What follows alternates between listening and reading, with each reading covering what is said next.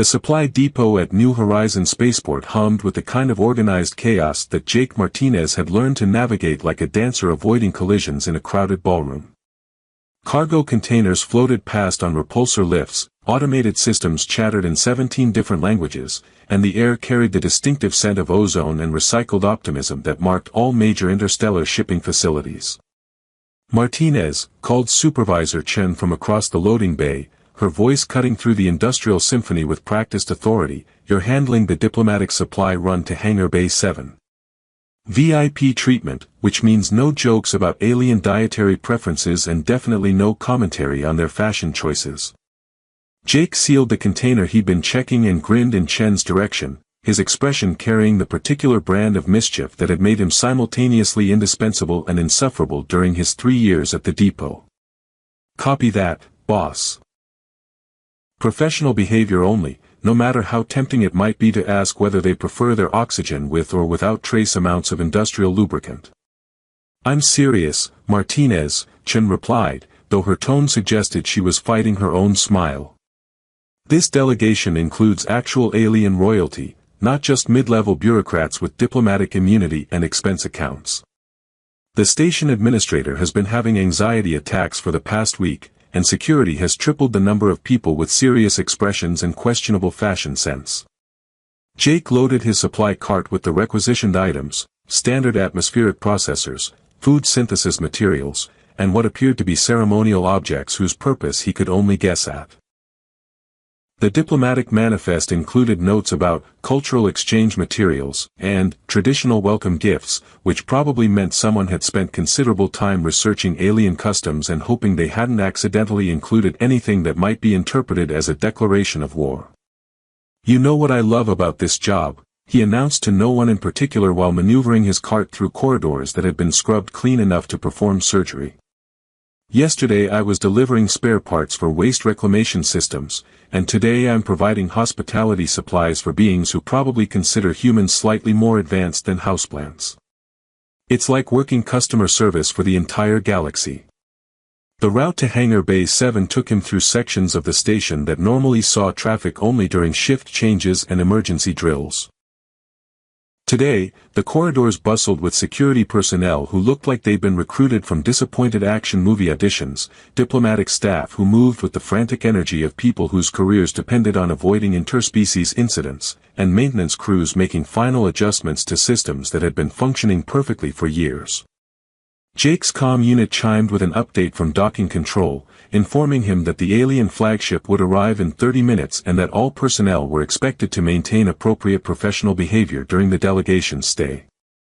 The message included a list of prohibited activities that read like a comprehensive guide to avoiding intergalactic embarrassment, covering everything from unauthorized photography to making assumptions about alien physiology based on popular entertainment. "Attention all personnel," came the station-wide announcement as Jake approached his destination. "The diplomatic vessel, Eternal Harmony, is requesting final approach clearance. All non-essential personnel are advised to maintain normal operations while demonstrating appropriate respect for our distinguished visitors." Jake checked his chronometer and noted that he was arriving exactly on schedule, which meant he'd have time to arrange the supplies properly before the delegation arrived. He developed a reputation for efficiency that bordered on the supernatural, partly through natural talent and partly through his philosophy that doing things right the first time prevented having to do them again under stressful circumstances. Hangar Bay 7 had been transformed from a functional spacecraft parking area into something resembling a cross between a diplomatic reception hall and a museum exhibition. Temporary structures provided meeting spaces decorated with examples of human art and technology, while environmental systems had been calibrated to accommodate species with different atmospheric requirements. The effect was impressive enough to make Jake whistle in appreciation for the engineering teams who'd accomplished the transformation.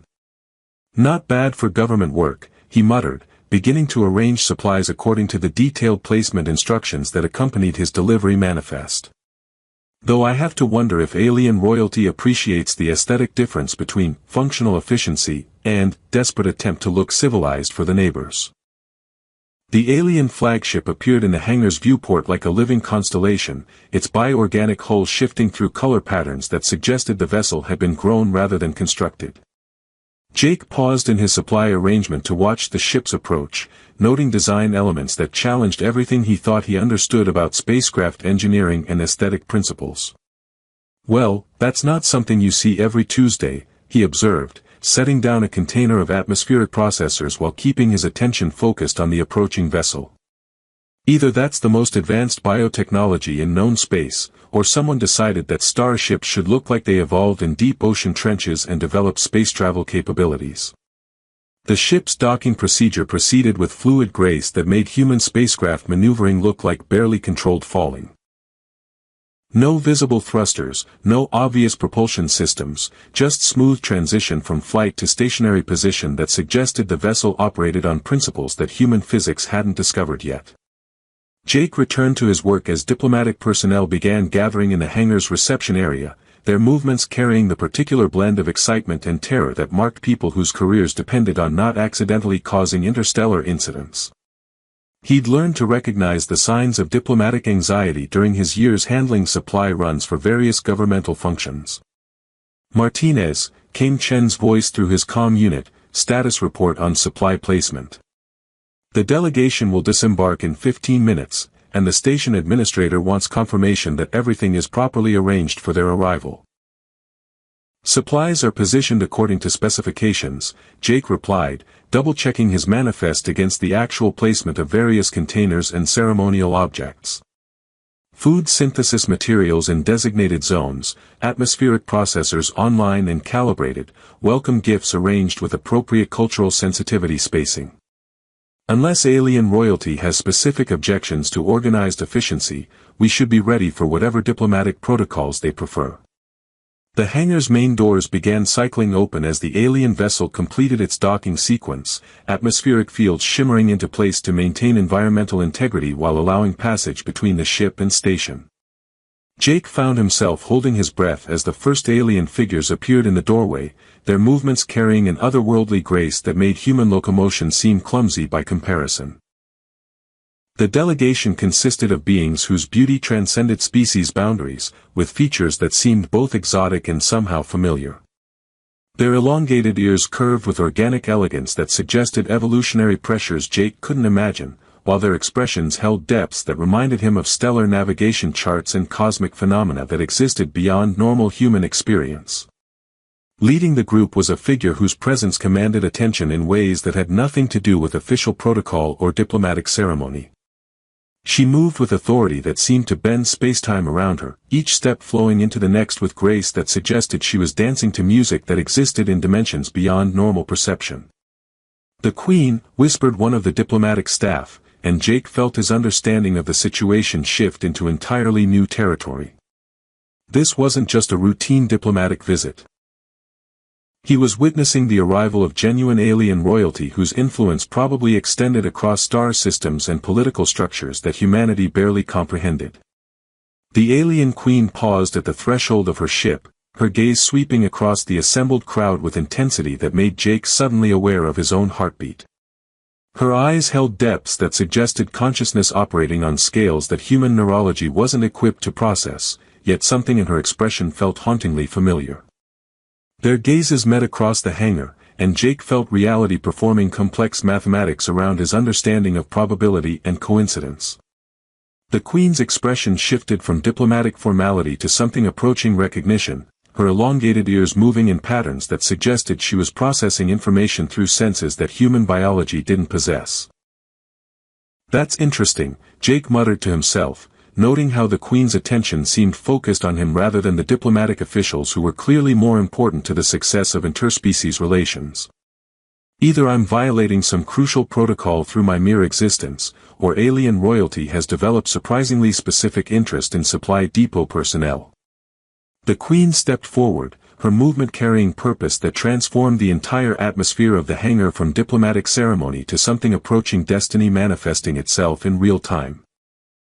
The hangar fell silent as the alien queen raised her hand, the gesture carrying authority that made seasoned diplomats hold their breath and security personnel reach instinctively for weapons they were too professional to draw. Jake found himself frozen in place, still holding a container of atmospheric processors while his mind struggled to process why alien royalty was staring directly at him with an expression that suggested recognition rather than casual diplomatic interest. "That's him," the Queen said, her voice carrying harmonics that resonated in frequencies human ears weren't designed to detect yet somehow Jake's brain interpreted as absolute certainty. "That's the one I've been seeking." Jake looked around the hangar to confirm that he was indeed the focus of royal attention, noting the expressions of confusion and barely controlled panic spreading across the faces of diplomatic personnel who had probably spent months preparing for every possible contingency except this one. The station administrator looked like he was calculating the career implications of having an alien queen fixate on a supply depot technician during what was supposed to be a routine diplomatic function. "I'm sorry," Jake said, setting down his container with exaggerated care while his mind raced through possible explanations for why he had apparently become the center of an interstellar incident, "but I think there might be some confusion here. I'm just the guy who brings the snacks and makes sure the atmospheric processors don't explode during diplomatic functions. I'm pretty sure I'm not important enough to be the one anybody's seeking, especially alien royalty with better things to do than notice maintenance personnel." The Queen approached with steps that seemed to make the hangar's deck plating ring with musical tones, her movement carrying grace that suggested she was walking on air currents rather than solid surfaces. Her elongated ears moved in patterns that indicated she was processing sensory information through capabilities that human neurology couldn't replicate. "You carry the resonance," she said, stopping within conversational distance while her entourage maintained respectful spacing that suggested this moment had significance beyond normal diplomatic protocol. "The quantum signature that my genetic memory has preserved across 17 generations of my lineage." Jake felt his worldview performing complex gymnastics as the Queen's words carried implications he wasn't prepared to consider. Genetic memory was theoretical among humans, but apparently alien species had developed consciousness preservation techniques that transcended individual lifespans and allowed knowledge to pass between generations through mechanisms that his scientific understanding couldn't process. "Genetic memory," he repeated, his voice carrying the particular tone people used when trying to maintain sanity while confronting impossible information. "So you're telling me that you remember me from experiences that happened to your ancestors, which would suggest that I'm somehow connected to events that occurred before I was born, possibly before my species developed interstellar travel capabilities. Your consciousness carries patterns that match records preserved in my bloodline," the Queen explained, her eyes holding depths that made Jake think of star charts and navigation routes through dimensions that didn't have names in human languages. "The human diplomat who formed the first alliance between our species, whose partnership with my ancestor prevented the extinction of both civilizations during the Void War." The diplomatic staff began murmuring among themselves with the intensity of people whose carefully prepared briefings had failed to mention that their routine cultural exchange might involve reincarnation, genetic memory, and ancient interspecies partnerships that predated official contact between humanity and alien civilizations by several centuries. "The Void War," Jake said, and something in his consciousness responded to the phrase like a key turning in a lock he hadn't known existed. "That's not in any historical records I've studied, which either means it's classified beyond civilian access levels, or it happened during time periods that human historians haven't documented yet." "Your species calls it the Great Silence," the Queen replied, and Jake felt fragmented images flickering through his awareness. Space battles on scales that dwarfed anything in recorded history, diplomatic negotiations that determined the survival of entire civilizations, and partnerships that transcended the conventional boundaries between different forms of conscious life. The station administrator stepped forward with the desperate courage of someone whose career was dissolving in real time, his expression suggesting he was about to attempt damage control on a situation that had moved far beyond normal diplomatic parameters. "Your Majesty," he began with careful formality, "perhaps we could discuss this remarkable recognition in more appropriate surroundings. The conference facilities have been prepared according to your cultural requirements, and our xenoanthropology specialists would be honored to assist with any historical research that might clarify this situation."